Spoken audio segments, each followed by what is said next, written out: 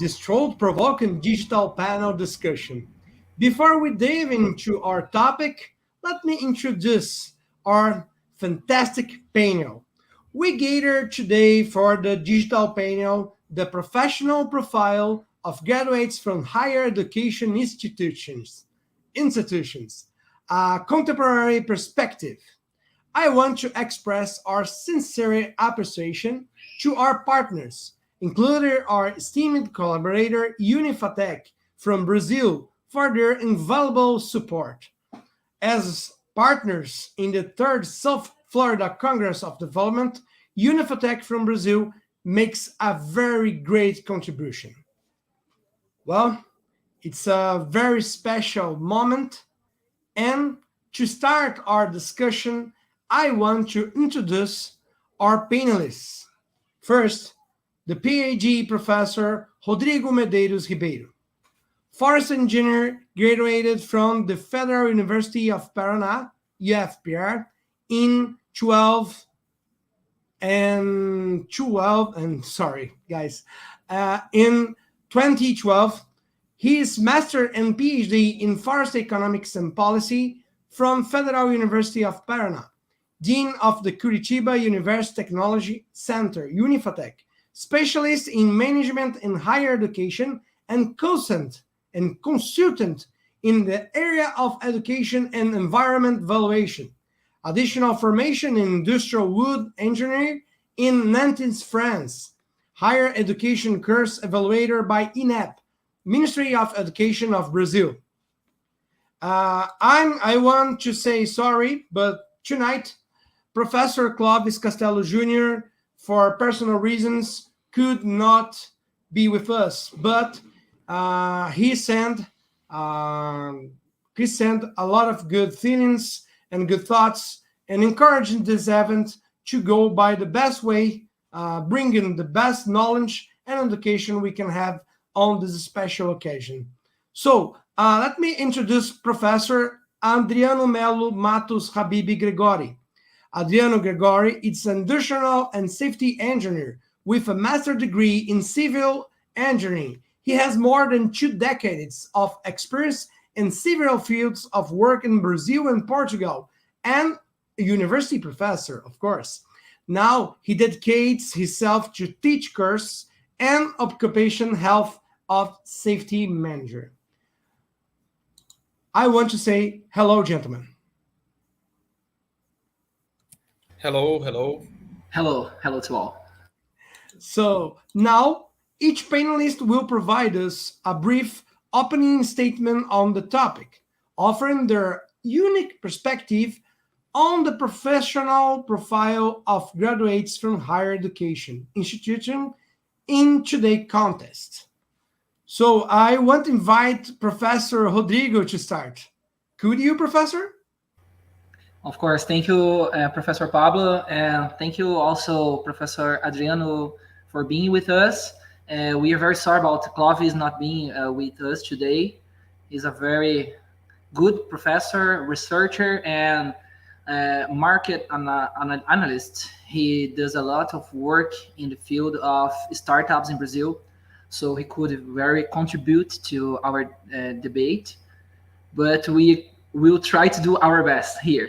So for starters, in this fast-changing global context, we could say that employers and industries are seeking graduates who possess not only academic knowledge, but also a set of skills and competencies to make them well-equipped to navigate the challenges of the contemporary workforce.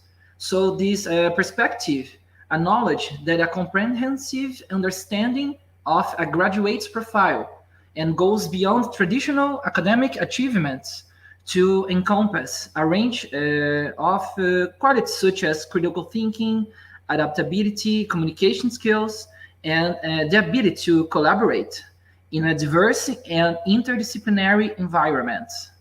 So the investigation into the professional profile of graduates aims to shed light on how higher education institutions are adapting their curriculum and educational methodologies, so they can align with the evolving needs of the job market. This contemporary perspective recognizes the importance of preparing graduates for a dynamic and competitive professional landscape, where technological advancements, globalization, and changing workplace dynamics play crucial roles in this kind of area and intersection between market and the education environment. So I think we have a lot to talk about it. I stop here to give Adrian some space to. Hello to all. It's nice to be here.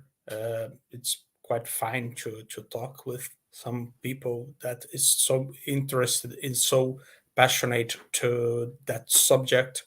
I myself I would like to think that I want to.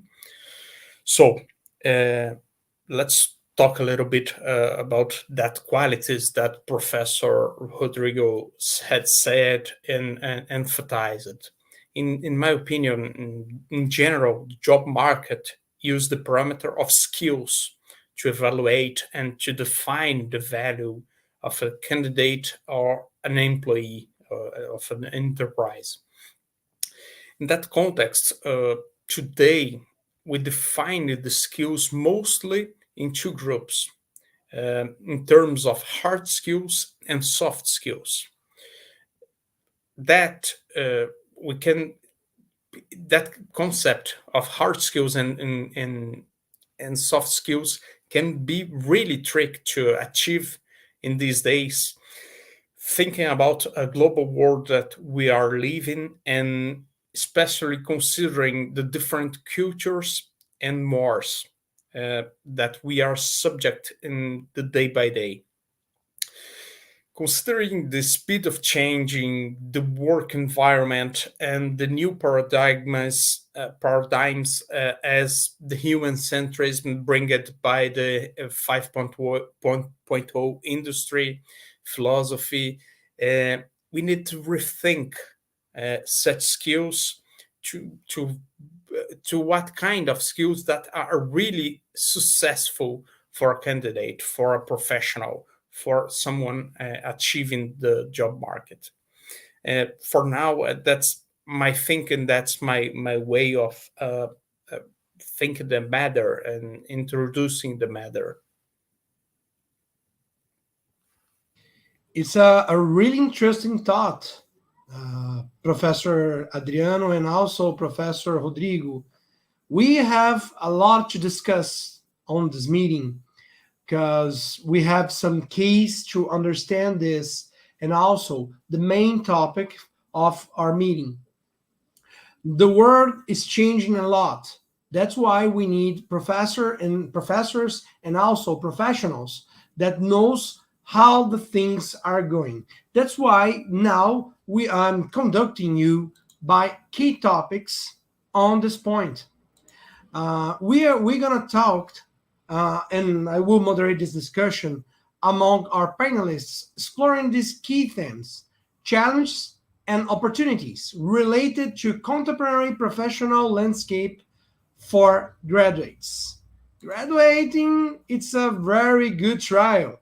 So our first topic is the impact of global trends on career trajectories. And my question is, how can graduates leverage global trends to enhance their professional growth? And I want to ask Professor Rodrigo to start answering me and all of you. Okay, we can start by some points of view and try to build something together. So, as I said in the beginning, this is a very dynamic era. No? I have some points that's personal points, but I can contribute with I think about it. But I'm hoping to contribute in a way with Adriano that has a different experience from mine, and also Pablo and everyone who's watching here. We're going to say something about our reality in Brazil, so something we see here, some points of view that I already had contact in other countries as I lived in France years ago. So we have to make a parallel between the market or the job field when the student already exit the university, the classroom, and goes to a new reality, a new situation of behavior. So in this dynamic landscape of today's global economy, graduates can strategically leverage prevailing trends to amplify their professional growth. So this is an essential step that involves recognizing the primacy of technology.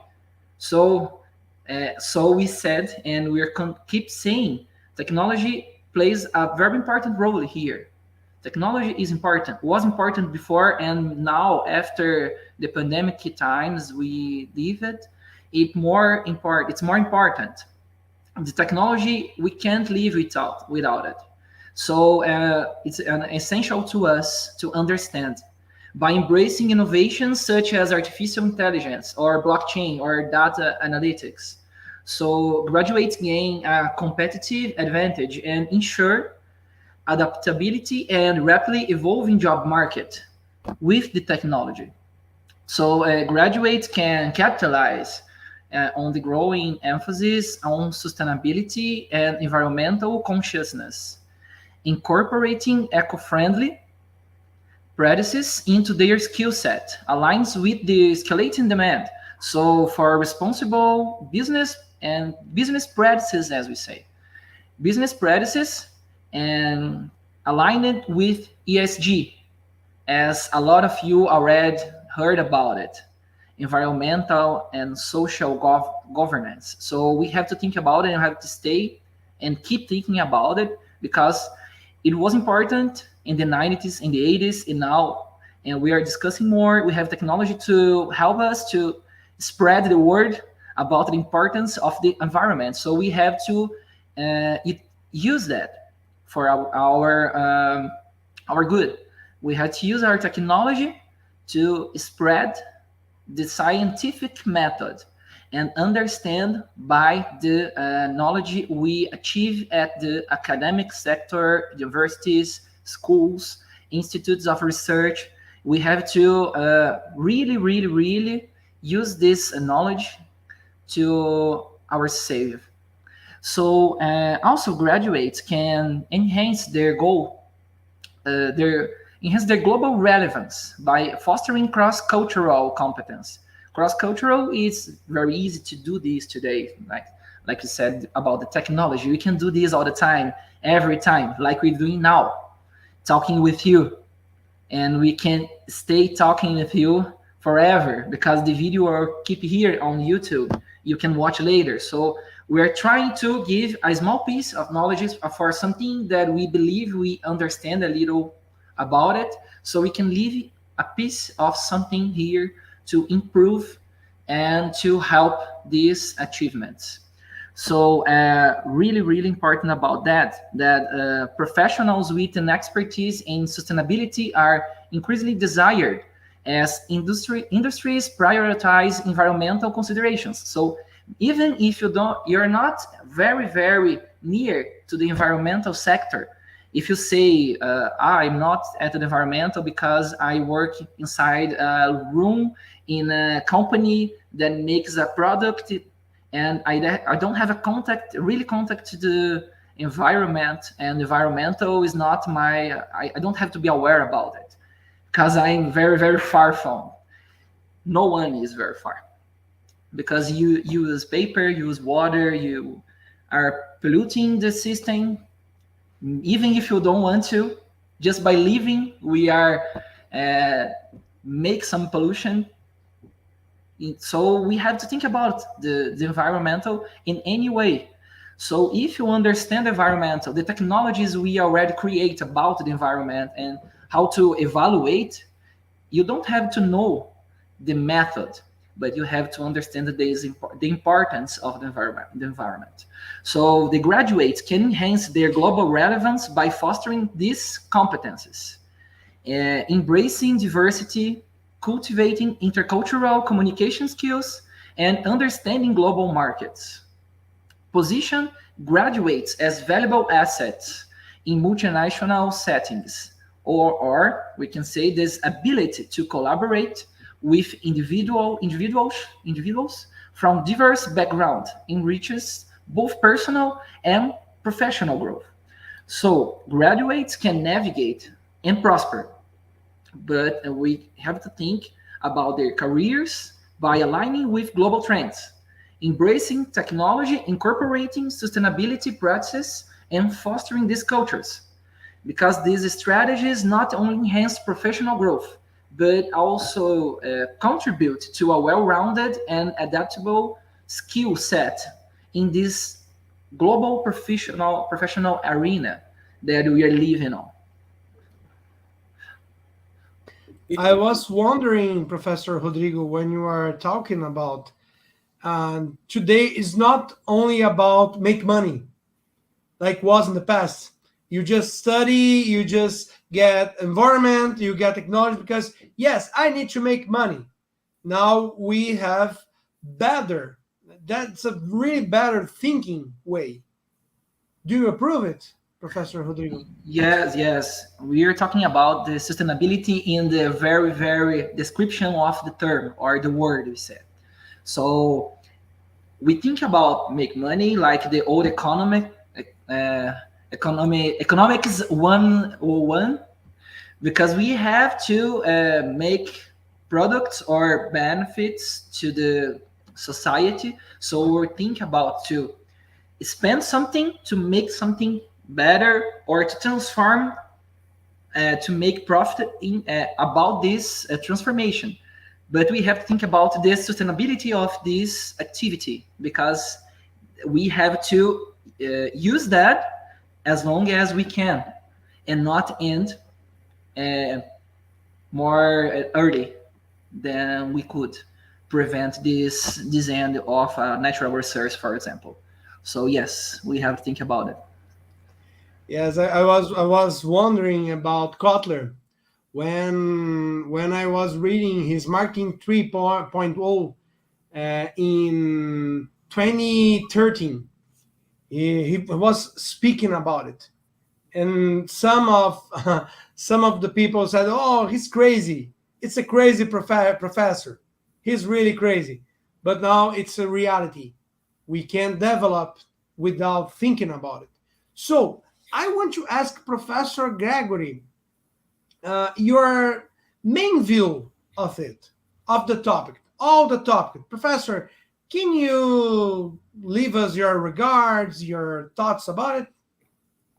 The first things first, it's quite interesting that point of view of Professor Rodrigo, that because if you're thinking about sometimes we think about the environment and us, the society and the environment, and that thing just don't happens. We are pieces of an environment. uh, People forget to think about we are the environment. The environment, it's not something, some entity, some force of nature, Gaia, nothing like that. We are a piece of the environment, and every piece that don't switch to the environment and contributes and works in some kind of harmony with the environment, just is eradicated by the environment. The forces of nature are works like that, and we need to always thinking about that. That's a way that the governments and the enterprises and the world in general is changing that mindset to every time, to each time more and more and more and more include an environmental agendas in their this day by day. But thinking about Just thinking about that's a thought that can be go too far away and start a new topic and a new lecture, and it's not that we are talking about right here, right now. Let me just return to our point. If we think about when I said that professionals are measured, are evaluated, is but the value of some professionals in terms of skills. Traditionally, the universities work to build a set of hard skills in his students, and they go to the job market and sometimes in general solidify and improve that hard skills and learn a little really new ones and more, because okay, I was graduated to civil engineering, but I start to work in a bank, so I have some tools, some settings for the mathematic and financial point of view, but I'm not an accounting, I'm not an economist, I'm nothing like that. And I build a new set of hard skills and improve and go on. Yes, that works and works a lot and always have happened. But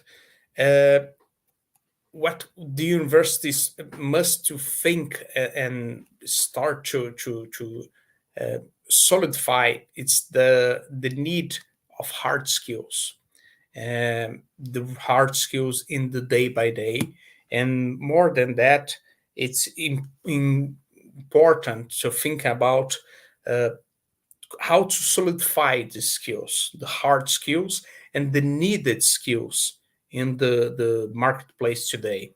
So hard skills are also known as technical skills, or technical knowledge or training, that the skills that you have gained through the life experience and in the career, like I said before, but mainly in education, and several times informal in education, like the universities.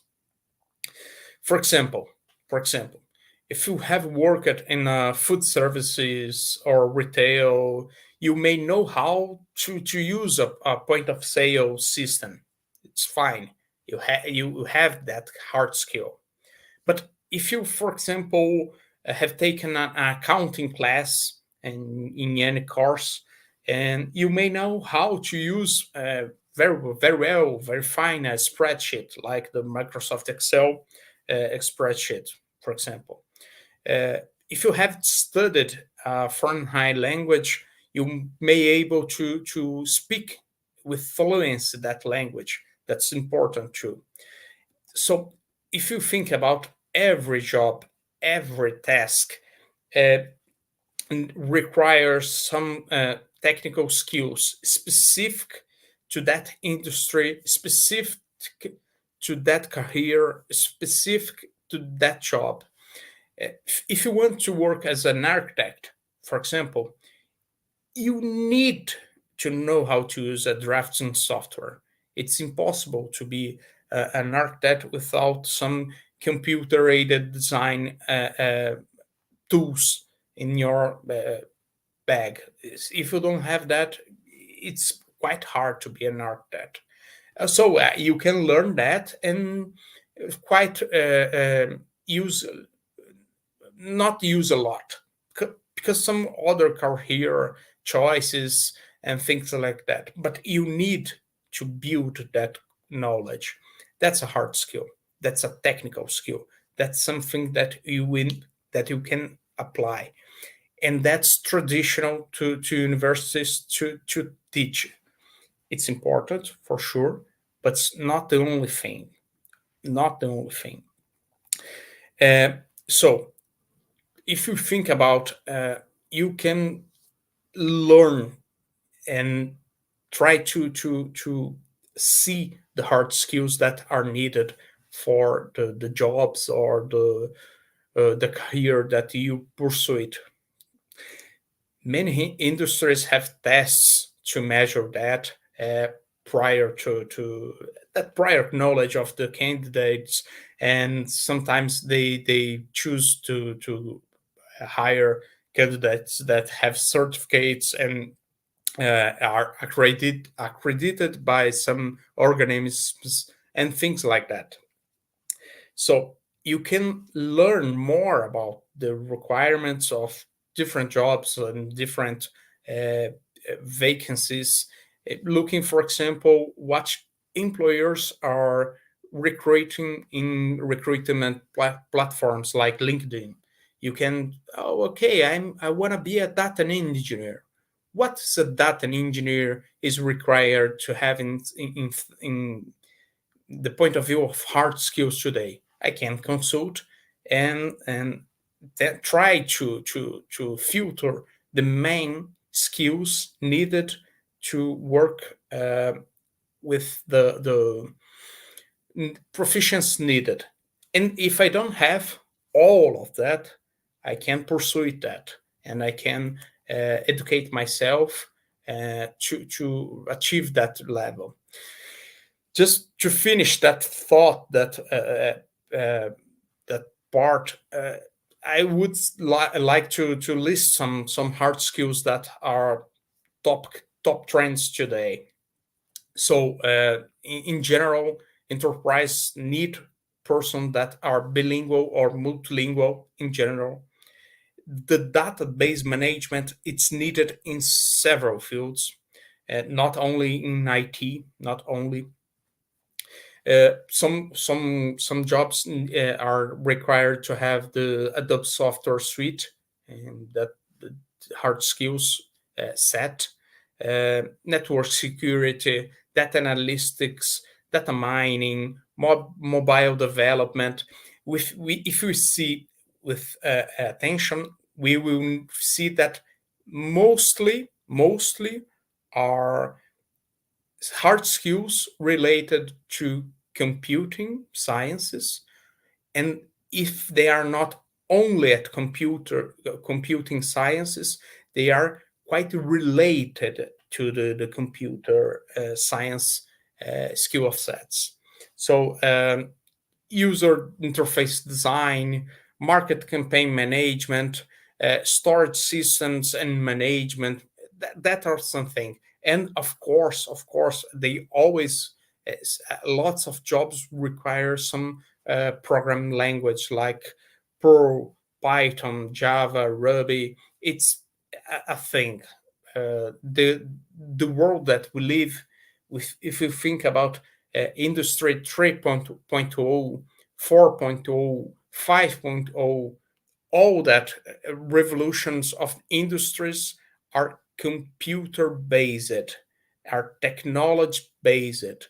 So it's natural that the world that we live, it's a shadow of that philosophy of IT, of computing, of machinery, robots, automation, and all of that. It's natural. Okay, so I'm not from the computing background. I'm not. I have some knowledge of specific softwares, but we need to think about the world that we live, and some degree of knowledge of informatic systems are needed, and the hard skills that we have more and more are integrated in with technological devices or technological systems.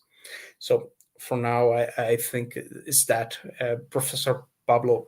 That's why I would like to share a little bit right now. I want to make excuse, but I need to quote Kotler again.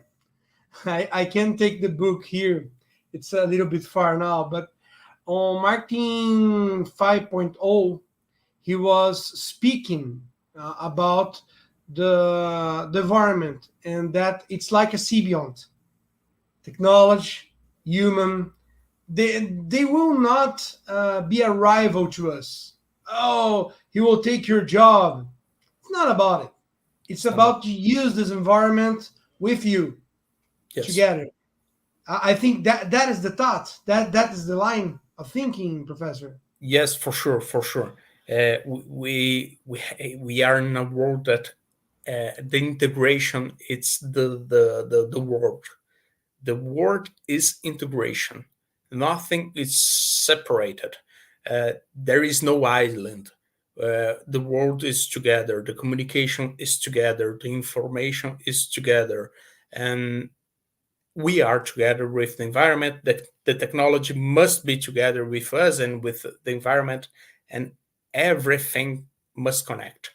Uh, several several jobs in the past that was not even thinkable about why should I have some computer skills, and everyone today has a mobile phone, everyone, and the mobile phone it's a powerful machine that it's make fun of the computers of 10 years ago or 15 years ago. So everyone has a supercomputer in your hands, in your pockets, in every day. And with that, it's integrated with GPS, with communications, with alerts, and everything. Communication, it's the thing that connects us together. And if we think about the 5.0 logics and industry marketing, every application of 5.0, we are revisiting the topic of which is the center. It's the IoT, it's the machinery, it's what's the center. And the center is not the technology. The center is not the robot. The center are us, the mankind.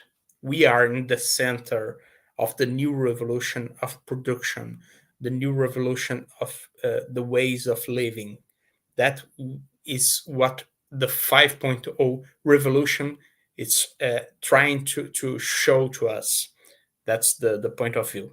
But think about hard skills. That's it. It's the point. Hard skills are the base that we need to achieve some excellence, some structure in our professions. That's the point. When you were speaking, I was wondering Leonardo da Vinci, the main painting, when you were speaking. And also, I was wondering about artificial intelligence. Mhm. So I know, I don't want to be repetitive. I don't want to say the same thing again, but when we are speaking about the AI, the artificial intelligence, it's very wonderful and also required to understand the way. You don't need to be the expert of data to make the programmation and all that stuff. I just asking if all the areas need to know something about it, even you are not a programmer yet. Yes. I want to make this provocation to Professor Adriano, and also I have another to you, Professor Rodrigo, after Professor Adriano. Some experts say that almost no one need to be a programmer in some days in the future, because the artificial intelligence it's developing so fast and so firmly that they can even program with the simple thoughts and simple inputs that any person, me or you, can we can put in the intelligent artificial intelligence, and they just write the code for us. We see that a lot more. For example, the dashboards that we can achieve today with the programs that we have today, it's quite more simple to build a dashboard that was in 10 or 15, 20 years ago. It's quite hard to make that dashboards. And we're not talking about live dashboards. That's a thing that's normal and in your hands, in your mobile. So yes, the artificial intelligence, it's a new paradigm, but we don't know for sure in which way that will have that.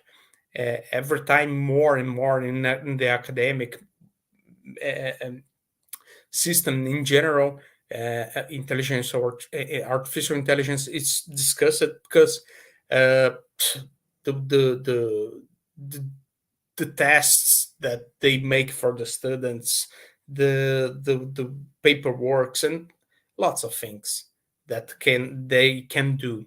So we need to watch carefully and learn a lot of that. It's a tool. It's like any other tool, and we need to how to use with efficiency that tool. That's my thinking. That's my thought. Thank you very much, Professor Gregori. And so, Professor Rodrigo, as a dean, you need to think about a lot of fields. You need to think about health, business, education, and Unifatec has a lot of courses and areas.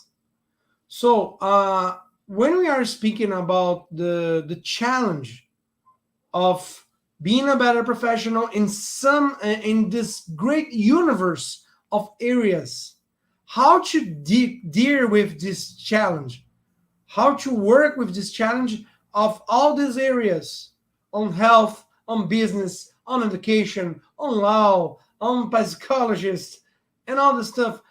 How we can fight with this great challenge in so much areas. And now, like you said, and Professor Adriano said too, there's an integration in the areas. So it's not so easy like in the past. You just study for money and you go to your box. I will study only engineer. I'm just an engineer like a robot. Now you need to think about so great and expensive universe, and all the time the hard skills improve, change with technology. And how can you thought and think about this challenge? It's a very hard question, Pablo. Thank you very much, because for Adriano was easier. I'm joking. No, the question for Adriano was also a complex one. I just want to add some comment here before I answer your question now, Professor Pablo, because you were talking about the artificial intelligence and the importance of knowing programming as a student, as a professional, if everyone has to know programming or not. I don't think everyone has to know it, but the computer logical, or the system of logical for a programmer, it's a good thing. As a child, or maybe during high school, I don't know exactly where or when it's the better time to learn this kind of things as a programming, but it was approved by a lot of articles, researchers, and a lot of applications that knowing the computer logics, the generical one, algorithms, you can develop some skills that are very helpful in a lot of fields, a lot of areas of the actual market or jobs needs. So you don't have to doing this programming, but knowing about it, I can say it will be something different. to your resume, to your knowing about the hard skills, as Adriano said. But you don't have to if you don't want to. It's something you can add to our curriculum, and it helps you to learn other things, knowing these logics. But about these challenges you ask me, I think everything is connected. Everything is connected. We can separate to a variety of graduation courses, a lot of different fields of study, but in the end, everything is connected. So it's a hard work. It's a challenge every day to understand each field of study, and health sciences, the social studies, and engineering, and also how to understand each one needs, because the behavior of the students in the higher educational system is different from each course, each graduation course. And the first semester, the first period of the course, you can identify each behavior from these students, because they are different. It's not everyone. I'm not being generalist here, but you can understand this difference because you will see a student at a law school, it will be a little some different from the health school, or some student that is doing a mechanical engineer, for instance, or another engineering.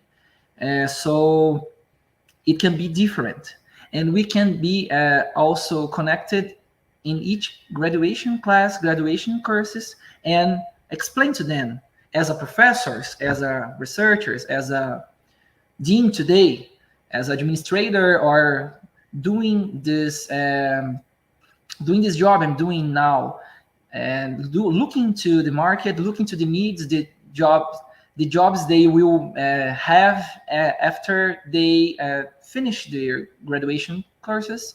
So it's not a lot hard, but I can say it's very complex, and we have to every day study and understand what's going on, not just only in Brazil.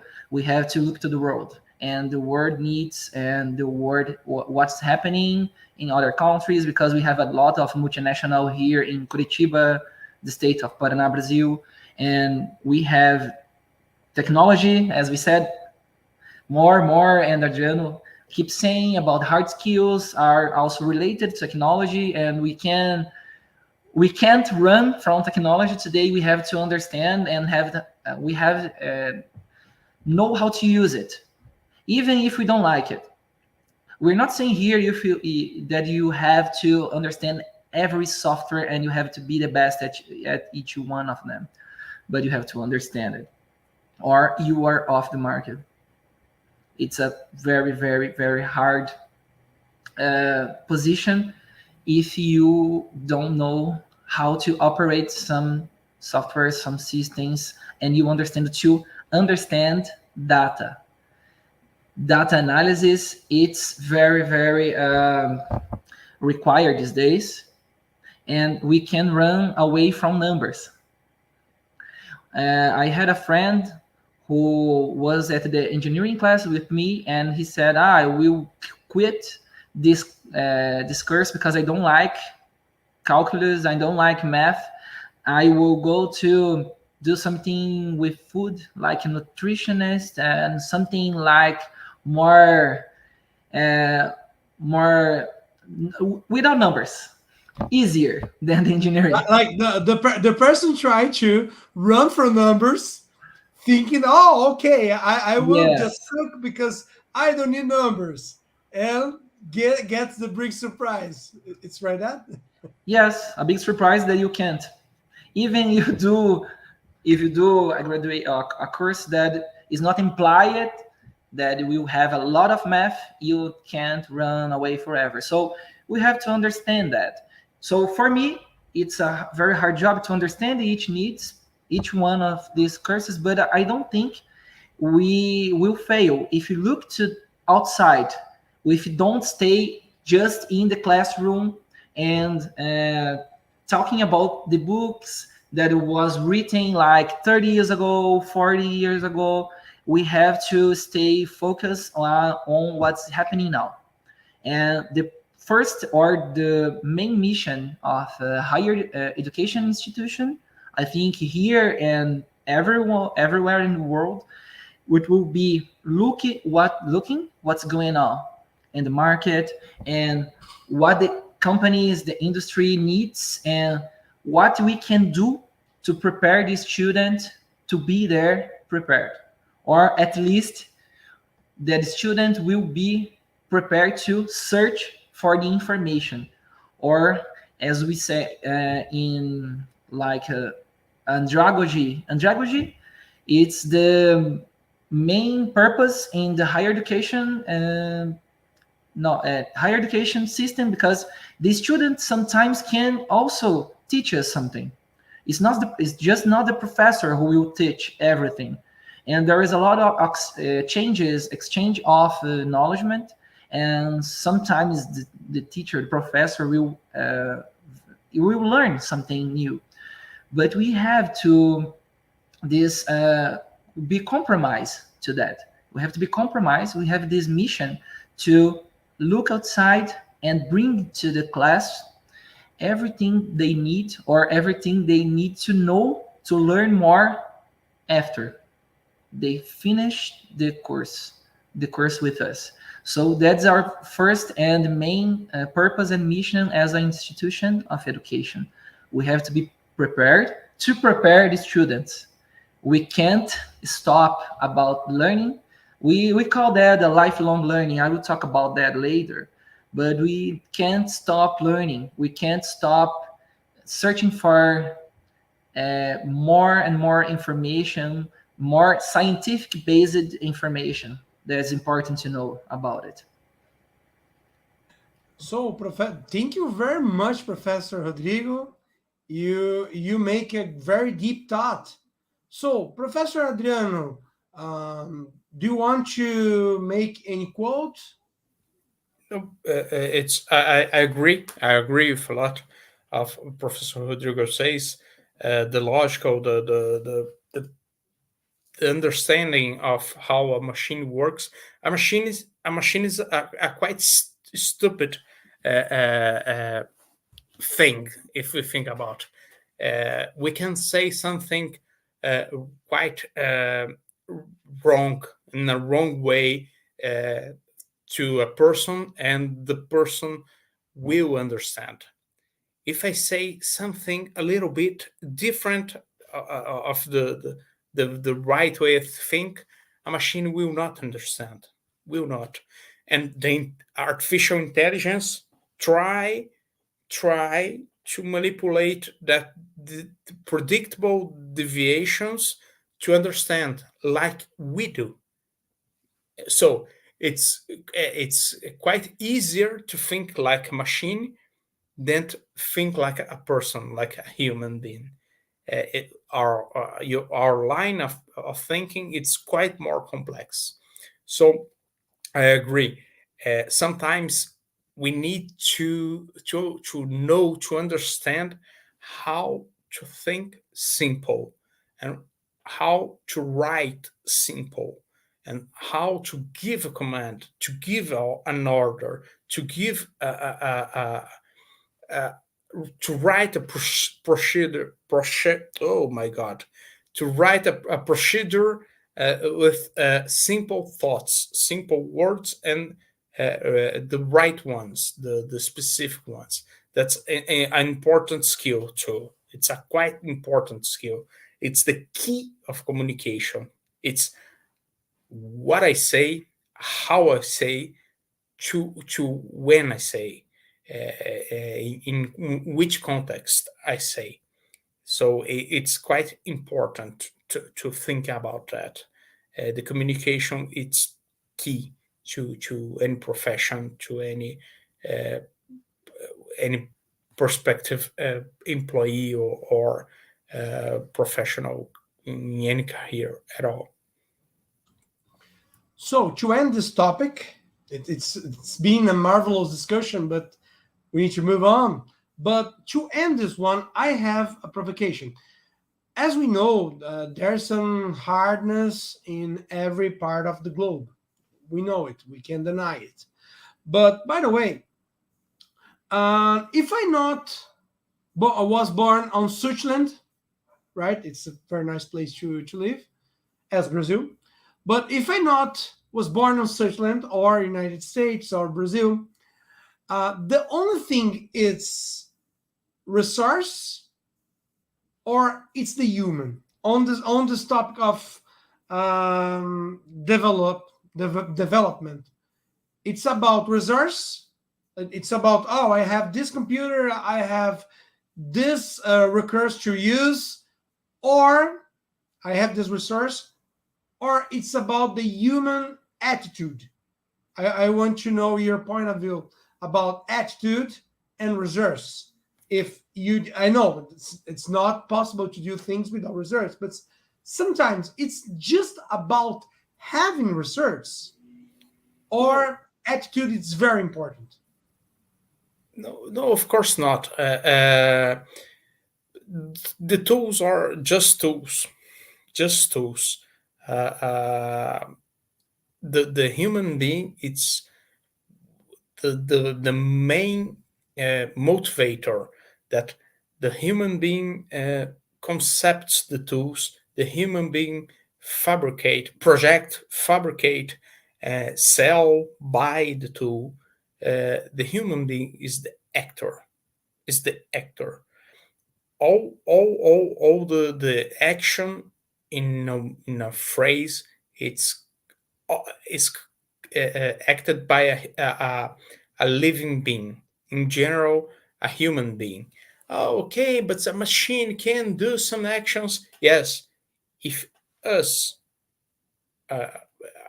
if we are in the background programming, saying what to what to do, and that the people forget the artificial intelligence exists by the parameters set by us, by the programmers.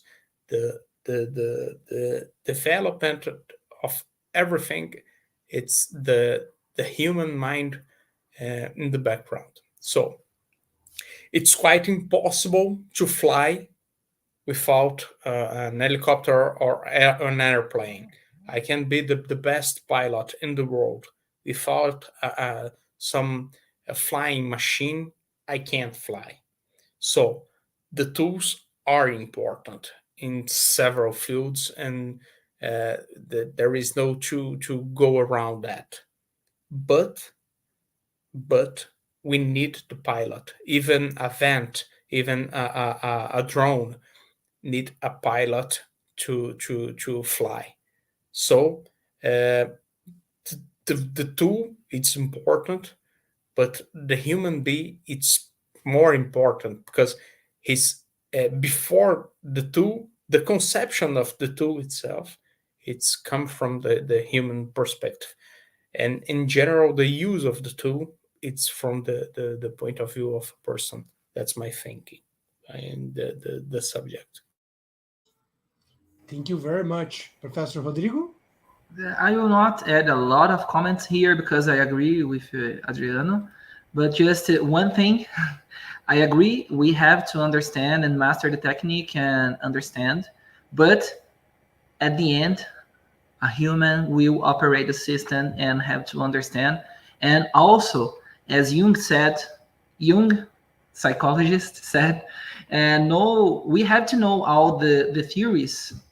We have to master all the techniques, but when touching a human soul, be just another human soul. So we have to understand everything, but we will work with someone or a lot of people, and we can't escape from that too. Like I said, we can't escape math. We can't escape to work with others.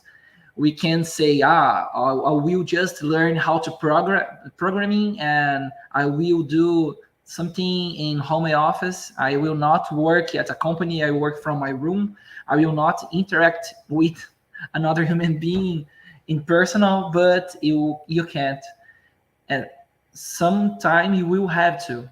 So we have to understand everything, but after that, we have to also thinking about understand people. That's important too. So nice. But as I said, we need to go on. Well, the second topic we're gonna talk now, it's the involved skill sets in the contemporary workforce. The question I bring to you, misters, it's how can higher education institutes adapt their curriculum to prepare graduates for the rapidly changing professional landscape? I want to ask Professor Rodrigo because he starts a line of thinking in this way to explain better for us and his thoughts about it. Okay. As we said at the first topic, the higher education institutions, they have to change the curriculum. And also, I can add that they have to change every time, if they could, every month. But it's a hard work to do. So we have to sometimes change the curriculum, like at each semester, each year. We have to look to the market. We have to look to the new discoveries. We have to do that. We have to adapt the curriculum in various ways. We have and we must. So first, emphasis on critical thinking, because now we have to teach the students, we have to involve them in this critical thinking.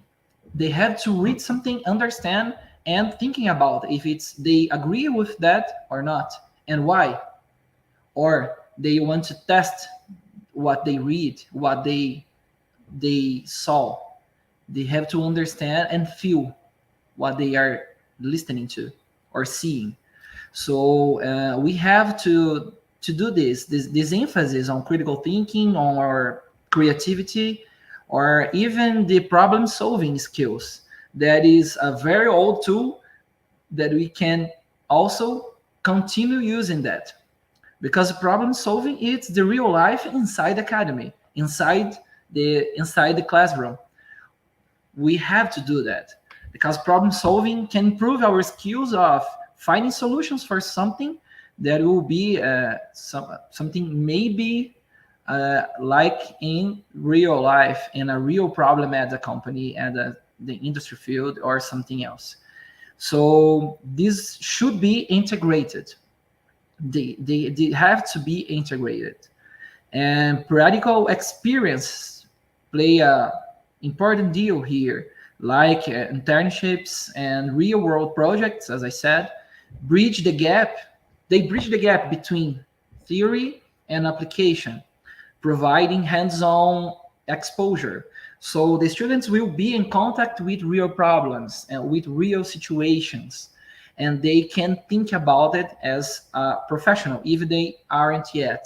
So they can leave something before they finish the graduation course. So we have something like we say digital literacy. Digital literacy is crucial. What means that? Reflecting the growing role of technology in different industries. Collaboration with industry experts ensures these alignments. The curriculum aligns with current needs, the needs of the market, as we are discussing before, and partnerships with businesses offer insights that helps these graduates acquiring relevant skills that they can enjoy and improve at the academy.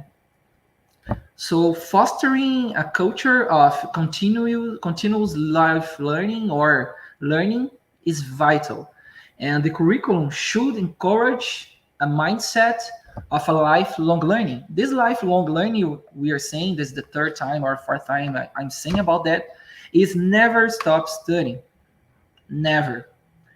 And when we were as a child, listening to the teachers saying about learning is good, you have to to learn and read a lot because reading is good, and some kids prefer to take books just with images, not a lot of text.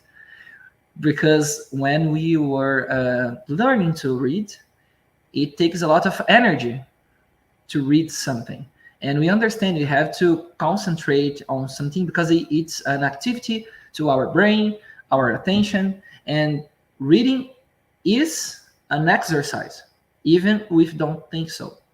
But we have to practice, because if we practice, normally it will be better, and we'll be better at this activity, and will be better for us to understand how it works and how it can help us. And the act of reading will help us for sure.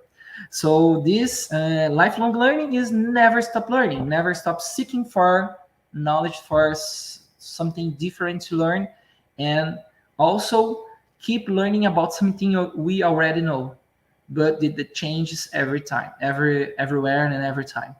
So an adaptable curriculum blending theory with practical experiences, emphasizing technology, incorporating these industry insights, and promoting this lifelong learning can better prepare graduates for the evolving professional landscape. And we have this mission, as we are discussing, as this environment of learning. We have to create this environment here, and also giving the students the opportunity to share with us, and a lot of times teach us something new, because we have some students here that has an experience at market and work as something in this field. They are already working, they have to do the graduation course to maybe have a promotion on the company. They return to the high school, higher education institutional, to be better at their works, so they can have a promotion and evolve in their careers. So sometimes a student can have more knowledge about something, and they can share with us. So we have to enjoy this environment in these classes during these years they are with us, and also we have to take them to the next level, because they already know a lot, so they also can teach the others and share the experiences with us. We have to understand that as a professors, as researchers, and enjoy these situations, of course, because we love the education system. We love to be professors, and we have this obligation to create this environment of learning, and prefer to give them the opportunity to teach us also, not just speeches from ourselves. That's it for now. So, as Professor Brilliant said, it's a change. You need to change it. You need to make a connection with teacher. You need to trade the things you need. It's a very nice point of view. So I want you now see the point of view of Professor Adriano. What do you think about the question, Professor? It's quite interesting. What I'm listening here, Professor Rodrigo Medeiros say, and which I listen, it's soft skills, soft skills, soft skills. So, and like I said, in the traditional way of thinking of universities and courses and things like that, they try to build hard skills at their students, but it's not enough. It's not enough. We are people, we are not machines, and we interact like people, like Young say, like the quote of Professor Rodrigo. So develop soft skills, it's a little bit more tricky because soft skills are personal habits and traits, and they shape how you do work, how you do your things, how you interact with others and with yourself. Uh, effective communication, like I said before, for example, it's a soft skill that many employers seek. So communication, it's the base of several troubles, of several problems, and an effective communication, it's vital. It's needed in every job, in every position. It's some others that are quite important, equally important, like dependability, effective teamwork, someone that can be an active listener. So actively listening is something that's quite it's losing a little bit in these days because we have so much information. It's so fast. It's so flip on, flip on, flip off. It's so everything. It's so fast that the people the people is becoming bored so easily, so quickly, not so easily, but so quickly. So uh, having the ability to really listen what someone is talking about, it's quite important too. These soft skills are essential to a career for someone that is searching for a job. Well, the hard skills are necessary to successful perform a technical task. But the soft skills, in the other hand, they are necessary to create a positive and functional environment at work. For that reason, several employers often seek individuals that they have proven they have the soft skills side by side with the hard skills needed. And I could say more. In some cases, some employers may select someone with the right soft skills, and with the time, with the need, they build the hard skills at that employee, because it's quite more easier in general. People are different. Let me say that some people, they are great with soft skills, but not so much with logical thinking and hard skills and things like that. But in general, it's quite easier to train hard skills than to really build some soft skills in someone. For example, if you are trying to recruit, you are seeking someone to a job with the human resources of an enterprise. Uh, they must have some knowledge of data analysis to process all the information and something like that.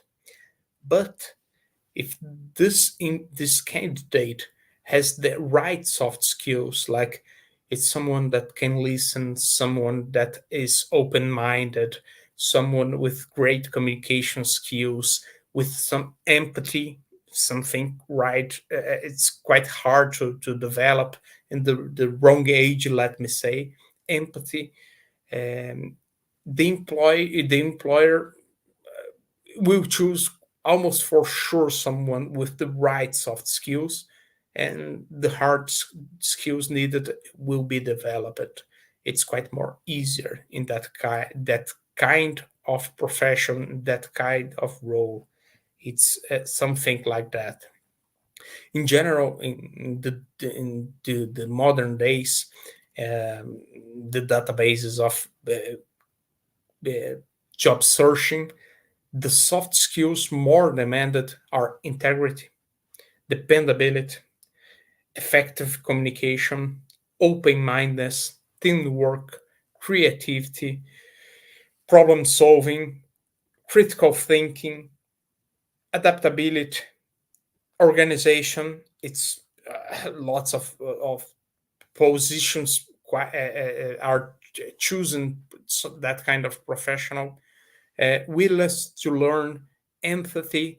That are the soft skills mostly needed in these days. Uh, and it's important to the universities and the educational systems to adapt that. You cannot just put some hard skills and send the student to the world, to the job market. That will not work.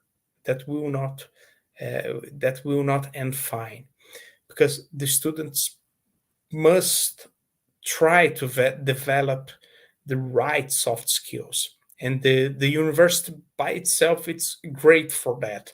The interaction with other students, the interaction with the professors, with the frustrations in the day by day, the difficulties they achieve to surpass by itself or as a group. All of that, it's crucial in human interaction. So that it's the package of soft skills needed and evaluate each time more, each time more, each time more. That's my way of thinking about that topic. I was remember behind the scenes we were talking about it, and I don't know if you remember this phrase you said, Professor Adriano. The hard skills open the door for a job, but it's the soft skills who will keep you there and make you grow. Do you remember this phrase you said to me? It's something quite near that. The hard skills put you in the job, but the soft skills, it's the one needed to maintain the job and to grow in your career. It's just like that. That's a general rule about that topic. So before we end the topic, you want to say something, Professor Rodrigo? No, I think I'm good. I agree with Professor Adrian said, and I really give a really importance give to the soft skills. Something that I don't have perfection in execution of their skills, but I understand the importance, and some of this I had before I entered the graduation course. So I don't have problems with talk to someone, to meet someone new, to speak in front of a lot of people, and that helped a lot because I had friends. They started the graduation course and they finished the course without having this experience of talking to people, to understanding people, and meeting new people, knowing how to behave before in these situations. So I had this not perfect, but I have this skill a little already before, so it helped me a lot. Even if I needed a help from someone in my class when I had problems or something that I didn't understand.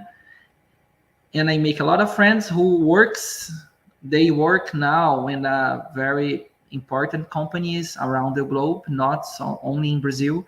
So I had jobs that I did because I had good companies at my time at the academy. I had very good friends, and the soft skills helped a lot during the university because I did good friends, and now I have good friends that are at good places and helps a lot of people, and they help me sometimes.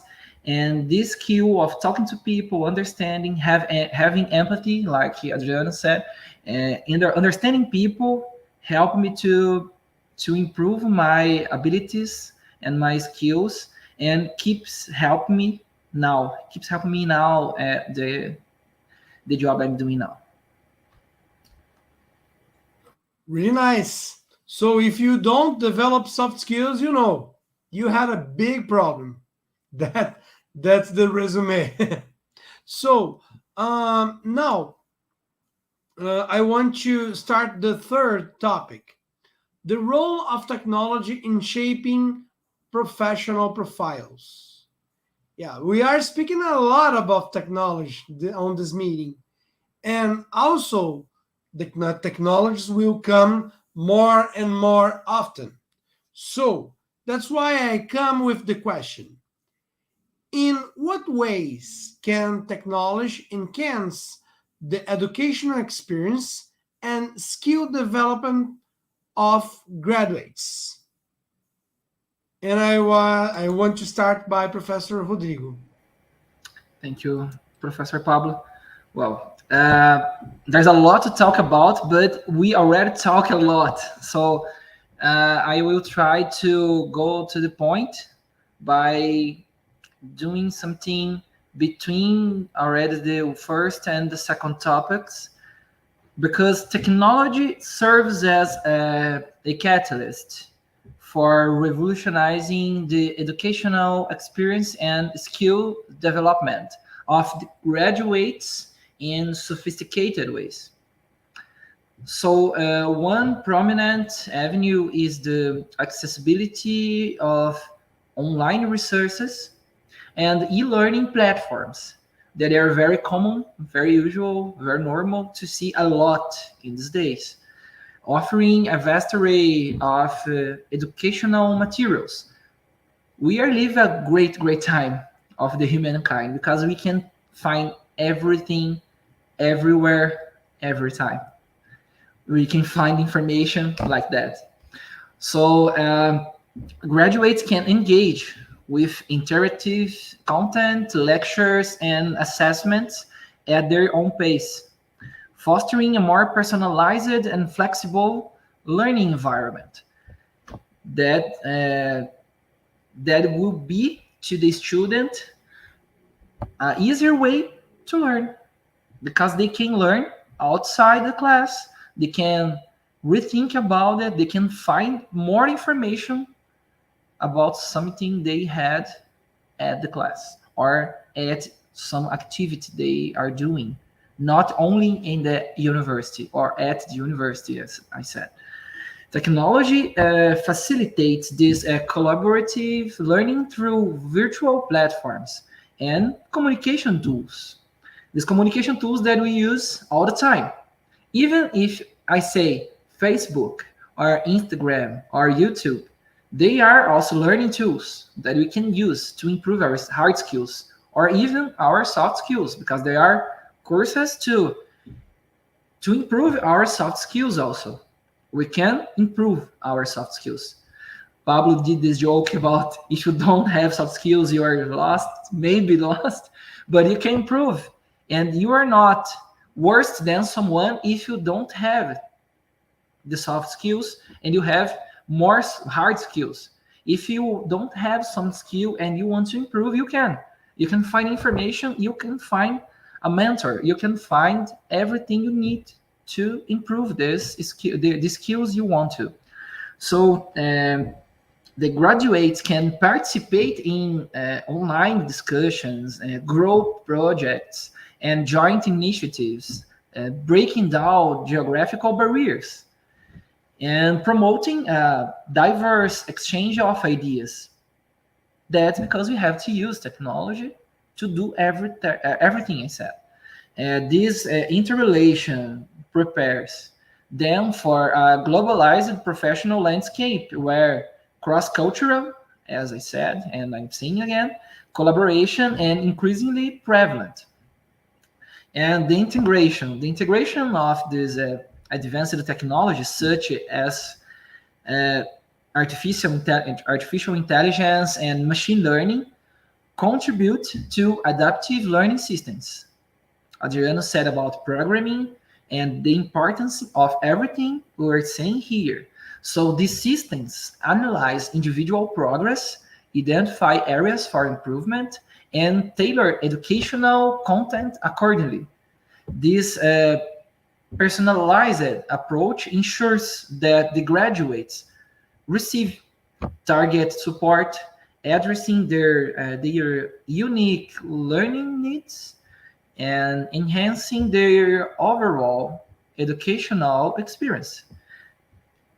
They really help. They really help for the system of learning you choose to do that. It's irrelevant. You can choose the one you adapted more, you understand better, because we know psychology today has a lot of studies that explains the ways of learning understanding for each one is different. So some people prefer to read or listen or to speak when they are reading, or you can better learning by music. So you have to understand how you learn, how you can improve better, and you can use the tool you want to or you feel more comfortable to. So in terms of skill development, the technology offers immersive and hands-on experiences. Virtual simulations, augmented reality applications, and interactive softwares provide this practical dimension to theoretical knowledge. And their graduates that we are talking about can hone technical skills and the problem solving abilities and critical thinking through virtual scenarios, bridging the gap between everything and apply to the real world.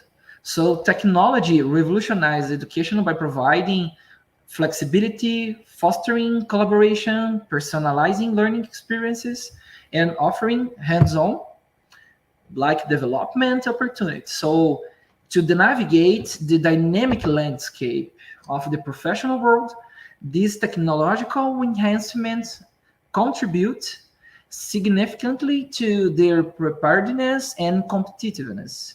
It can increase and improve the skills.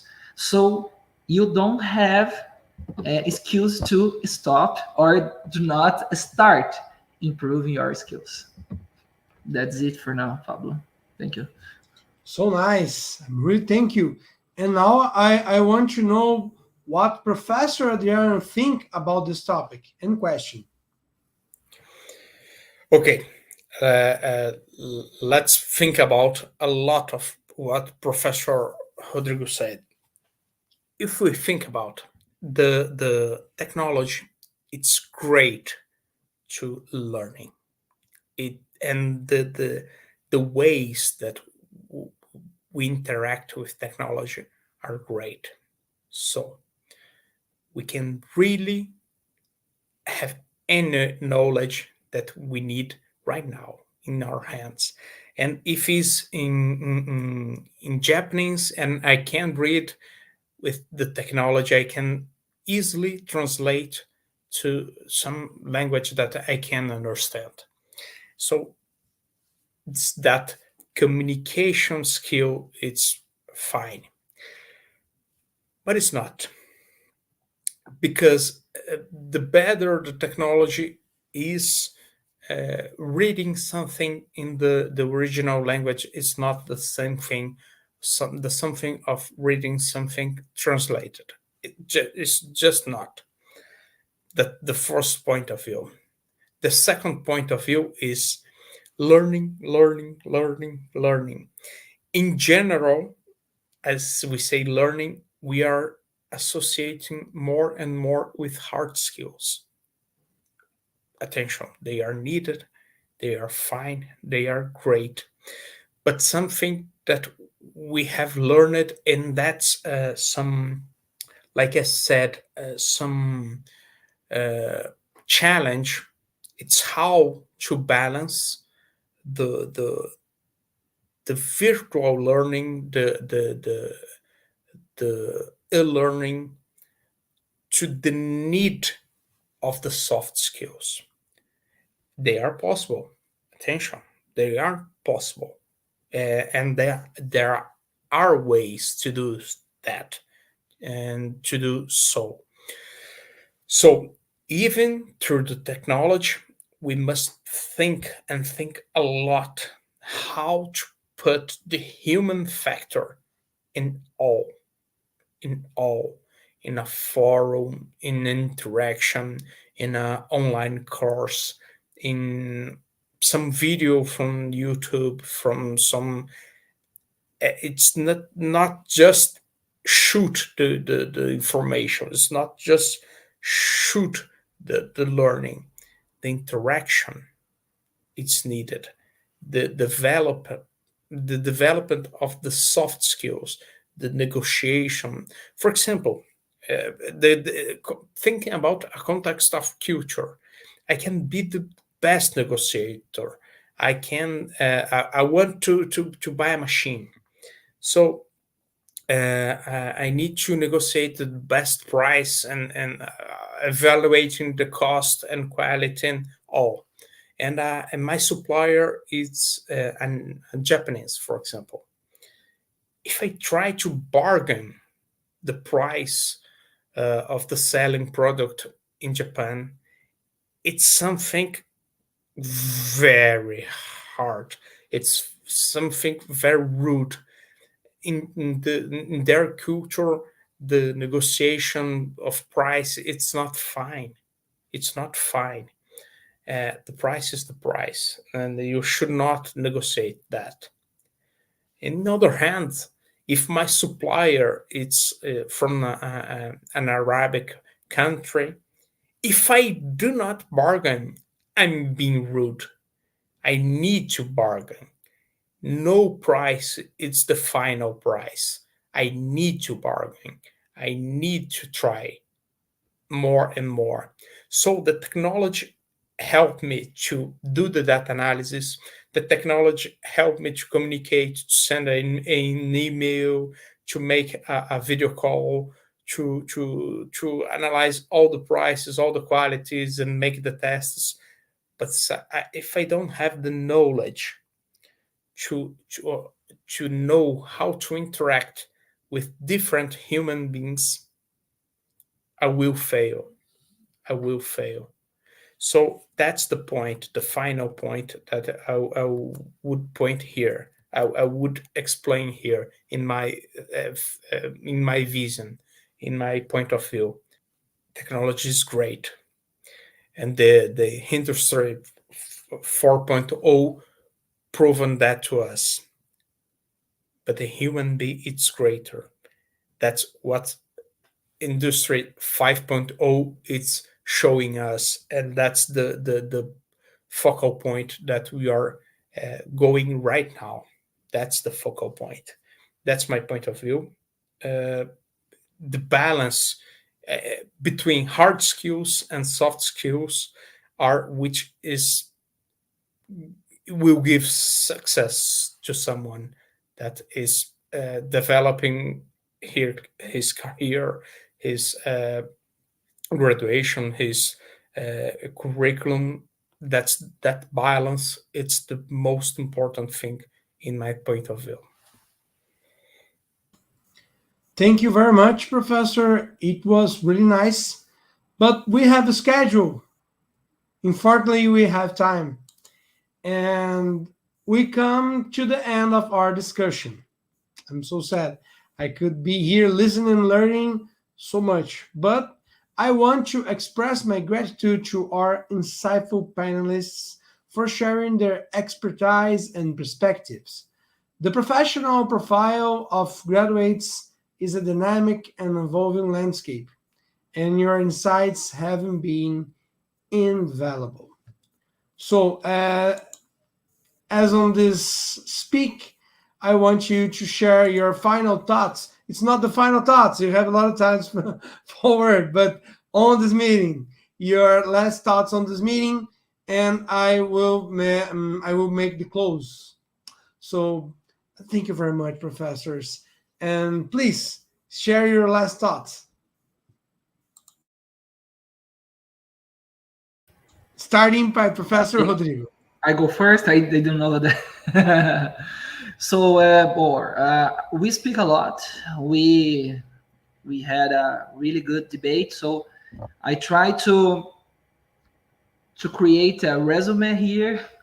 I try to. I hope I didn't. I do not fail, but I will not fail. But it becomes apparent that the landscape of education that we discussed and professional development is undergoing a profound transformation. So we've started by highlighting the paradigm shift in expectations for the graduates, emphasizing the imperative from a comprehensive skill set that stands beyond traditional academic accomplishments. So this recognition underscores the need for graduates to possess these qualities such as critical thinking, adaptability, effective communication skills, and the capacity to collaborate in a diverse and interdisciplinary environment. And our exploration into how graduates can leverage global trends for professional growth offered this strategic roadmap in navigating the dynamic global economy. We also talk a little about economy and the resources and everything else. So the emphasis on technology, sustainability, and cross-cultural competence emerged as key pillars. And graduates were encouraged not only to embrace technological innovations like artificial intelligence, blockchain, data analytics, but also to integrate sustainability practices into their skill set. The rising demand for environmentally responsible and practices into their was identified as a significant trend, positioning professionals versed in sustainability as desirable assets in the job market, as we talked about ESG and everything else. So the discussion delved into the ways higher education institutions can adapt, and they must too adapt their curriculum to equip graduates for the rapidly changing professional landscape. And the incorporation of critical thinking, creativity, and problem-solving skills was very highlighted as pivotal. So practical experiences, including internships and real-world projects, were emphasized for bridging the gap between theoretical knowledge and practical application. That means we had to practice during the time we are at the graduation. We have to enjoy, and we have to take serious the time at the academy. So we did discuss a lot of important things besides that, but I want just to leave here some thought, like I said, something from Jung. I want to include here something from Mahatma Gandhi as well, that reverberates in my thoughts as we are talking today. So as Gandhi said, live as if you were to die tomorrow, and learn as if you were to live forever. So never stop learning. And the thing I said before about the lifelong learning, never stop. You have to keep going and keeping absorbing the knowledge we are creating each day, and we are going to create. So let us embrace this era of transformation with open minds and a resolute commitment to education. That's more important as the bedrock of progress. By aligning with global trends and embracing technology, fostering sustainability and nurturing cross-cultural competence, graduates cannot only succeed in their careers, but also contribute meaningfully to the ever-changing and interconnected professional landscape. thank you very much for tonight. Thank you for debate. I also want to thank you for everything. This Congress, this space you're living on, the opportunity to share and to learn with you, Professor Pablo, with Professor Adriano. I thank you very much, South Florida Congress of Development, the organization committee, everyone who's involved to make this real. I'm very flattered to be here with you, and I cannot say more because we are running out of time, but I just want to thank you, everyone, and it was very nice to be here. Thank you. Thank you very much, Professor. And now it's your turn, Professor Adriano. Okay. I haven't any more to add, Professor Rodrigo, but let me say just something. First thing of all, I would like to thank the organization of the South Florida, the Congress of Development, for the invite. I want to thank the Professor Rodrigo for the debate that we have here tonight, and thank the Professor Pablo for the mediation, for the reception, for everything. And just my last words, actually it's not my words, is the words of Abraham Lincoln. I would like to think that it can just close the thinking of the future, the building, the skills that we need. Abraham Lincoln has a famous quote that says that the best way to predict the future is to create it. So that's a powerful line, and I think that's a lot to think about.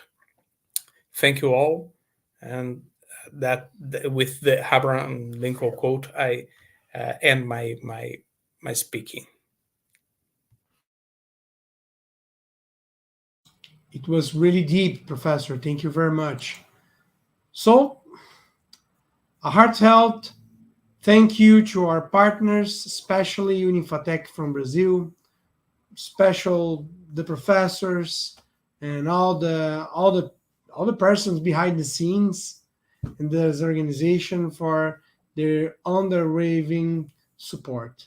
To our panelists and to our global audience that is online now and that is watching in another time, your presence has made the discussion truly enriching.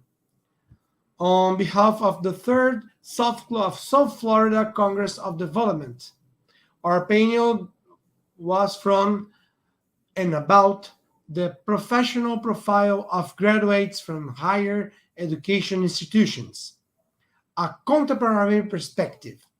So we thank you for your thoughts. We thank you for everything, and see you in the next event. Thank you.